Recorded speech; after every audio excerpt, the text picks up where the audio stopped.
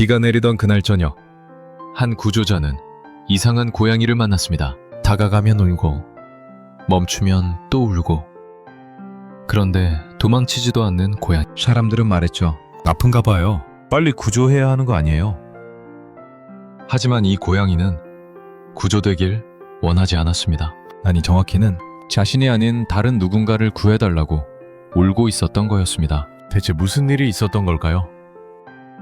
오늘은 여러분께 한 어미 고양이의 이야기를 들려드리려고 합니다. 그날은 3월 중순이었습니다. 봄비가 내리는 저녁, 구조 요청 전화 한 통이 걸려왔습니다. 골목에 고양이가 있는데요. 계속 울어요.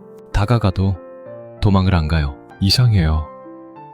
전화를 받은 구조자 김민수 씨는 서둘러 현장으로 향했습니다. 도착했을 때는 이미 해가 진 뒤였고, 가로등 불빛만이 골목을 희미하게 비추고 있었습니다. 그리고 그곳에서 김 씨는 한 마리 고양이를 발견했습니다. 회색과 흰색이 섞인 털을 가진 중형 고양이.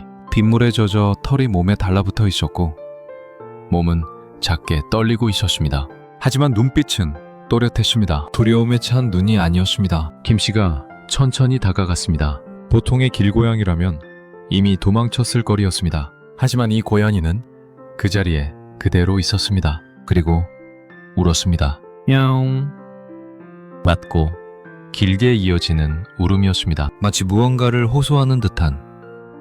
그런 울음이었습니다. 김 씨는 조금 더 가까이 다가갔습니다. 한 걸음, 두 걸음. 그러자 고양이는 뒤로 물러섰습니다. 도망치는 게 아니라 그냥 거리를 유지하듯 천천히 뒤로 물러났습니다. 그리고 다시 울었습니다. 야옹.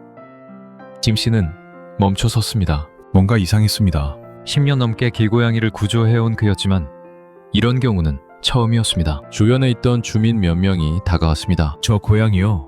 아침부터 저기 있었어요. 밥을 줘도 안 먹더라고요. 다리를 다친 것 같기도 하고. 김 씨는 고개를 끄덕이며 고양이를 자세히 관찰했습니다. 걸음걸이는 정상이었습니다. 외상도 보이지 않았습니다. 하지만 계속 같은 자리에서 같은 방향만 바라보며 울고 있었습니다. 골목의 끝. 어둡고 무너진 건물 쪽을 향해서 김 씨는 포획틀을 꺼냈습니다. 안에 참치캔을 넣고 조심스럽게 고양이 앞에 설치했습니다. 고양이는 냄새를 맡았습니다. 천천히 다가왔습니다. 김 씨는 긴장했습니다. 이제 들어가겠구나. 하지만 고양이는 포획틀 앞에서 멈췄습니다. 안을 들여다보고 냄새를 맡고 그러고는 돌아섰습니다. 그리고 몇 걸음을 옮겼습니다. 골목 안쪽으로 멈춰서서 뒤를 돌아봤습니다. 야옹. 또 울었습니다. 김 씨를 똑바로 보며 울었습니다. 그 순간 김 씨는 알아챘습니다. 이 고양이는 나를 부르고 있다. 고양이는 다시 몇 걸음을 옮겼습니다. 멈춰서서 뒤를 돌아봤습니다. 김 씨는 천천히 뒤를 따랐습니다. 고양이는 골목 깊숙이 들어갔습니다. 가로등 불빛이 닿지 않는 곳, 폐건물 뒤편의 좁은 공간으로. 그곳에는 무너진 판넬과 쓰레기 더미가 쌓여 있었습니다. 고양이는 그 앞에서 멈춰 섰습니다. 그리고 판넬을 향해 앞발로 긁었습니다. 한 번, 두 번. 그리고 김 씨를 돌아봤습니다. 비에 젖은 털, 떨리는 몸. 하지만 흔들리지 않는 눈빛. 김 씨는 손전등을 켰습니다. 판넬 틈 사이를 비췄습니다. 그 순간 희미하게 아주 작은 소리가 들렸습니다. 끽끽. 김 씨는 숨을 멈췄습니다. 새끼 고양이의 울음소리였습니다. 그는 급히 판넬을 들어 올렸습니다. 무겁고 녹슨 철판이었지만 힘을 다해 밀어냈습니다. 그리고 그 안에서 두 마리의 새끼 고양이가 있었습니다. 온몸이 젖어 있었습니다. 털은 진흙과 빗물로 범벅이 되어 있었고 작은 몸은 거의 움직이지 않았습니다. 한 마리는 눈도 제대로 뜨지 못한 채 가느다랗게 숨을 쉬고 있었습니다. 김 씨는 재빨리 수건을 꺼내 새끼들을 감쌌습니다. 체온이 너무 낮았습니다. 저체온증이었습니다. 그 순간 뒤에서 소리가 들렸습니다. 어미 고양이가 천천히 다가오고 있었습니다. 김 씨를 보는 게 아니었습니다. 새끼들을 보고 있었습니다. 그리고 조용히, 아주 조용히 다가와서는 새끼들 옆에 앉았습니다.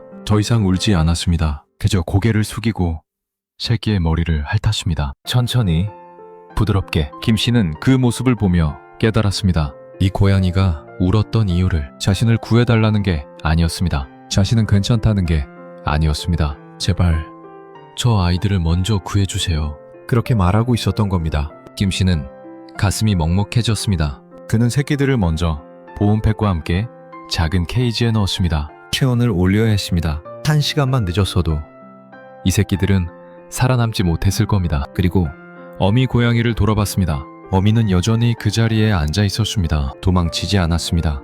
김 씨가 손을 뻗자 어미는 잠시 망설였습니다. 하지만 곧 고개를 숙였습니다. 마치 허락하듯. 김 씨는 조심스럽게 어미를 안아 올렸습니다. 온몸이 차갑게 식어 있었습니다. 아마도 몇 시간, 아니 하루 종일 그 자리에서 비를 맞으며 새끼들을 지키고 있었던 것 같았습니다. 병원으로 가는 차 안, 어미 고양이는 케이지 안에서 새끼들을 가만히 바라봤습니다. 새끼들은 따뜻한 보온팩 위에서 조금씩 움직이기 시작했습니다. 어미는 작게, 아주 작게 울었습니다. 이번엔 다른 울음이었습니다. 부르는 울음이 아니라 안도하는 듯한 그런 울음이었습니다. 병원에 도착했습니다. 수의사는 새끼들을 먼저 검사했습니다. 다행히 생명에는 지장이 없었습니다. 영양 공급과 보온만 잘해주면 회복할 수 있을 것 같다고 했습니다. 그리고 어미 고양이. 수의사는 조심스럽게 말했습니다. 이 어미 고양이 영양 실조 상태가 심각합니다.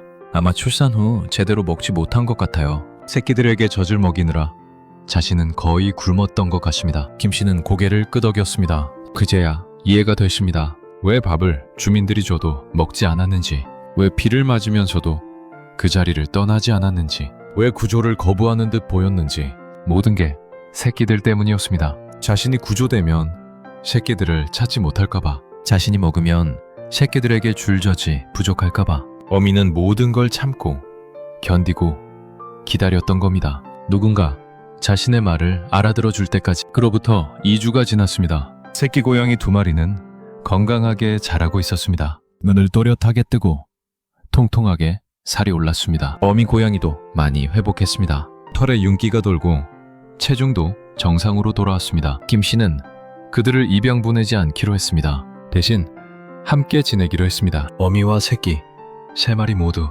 왜냐하면 그는 알고 있었으니까요. 이 어미가 얼마나 끝까지 포기하지 않았는지, 얼마나 간절히 사랑했는지 그 가족을 더 이상 떼어놓고 싶지 않았습니다. 지금도 어미 고양이는 가끔 창가에 앉아 밖을 바라봅니다. 하지만 이제 울지 않습니다. 새끼들이 옆에서 뛰어놀고 따뜻한 집이 있고 걱정하지 않아도 되니까요. 그날 비 오던 골목에서 한 마리 어미 고양이가 보여준 것은 단순한 본능이 아니었습니다. 그건 사랑이었습니다. 말없이 조용히, 하지만 끝까지 포기하지 않는 사랑. 여러분, 이 이야기가 마음에 와닿으셨나요? 우리는 가끔 잊고 삽니다. 사랑이 꼭 말로만 전해지는 게 아니라는 걸. 누군가의 작은 행동 하나하나에 말 못할 간절함이 담겨 있다는 걸. 이 어미 고양이는 말할 수 없었지만 끝까지 포기하지 않았습니다. 그리고 누군가는 그 마음을 알아줬습니다. 우리도 그럴 수 있을까요? 주변의 작은 신호들을, 말 없는 외침들을 조금 더 귀 기울여 들을 수 있을까요? 오늘 이 영상이 여러분께 작은 울림이 되었길 바랍니다. 영상이 좋으셨다면 구독과 좋아요 부탁드리고요. 알림 설정까지 해주시면 더 많은 감동적인 이야기로 찾아뵙겠습니다. 댓글로 여러분의 생각도 들려주세요. 그럼 다음 이야기로 또 만나요. 시청해주셔서 감사합니다. Sometimes love doesn't need words. It just needs someone to listen. 때로는 사랑에 말이 필요 없습니다. 그저 들어줄 누군가만 있으면 됩니다.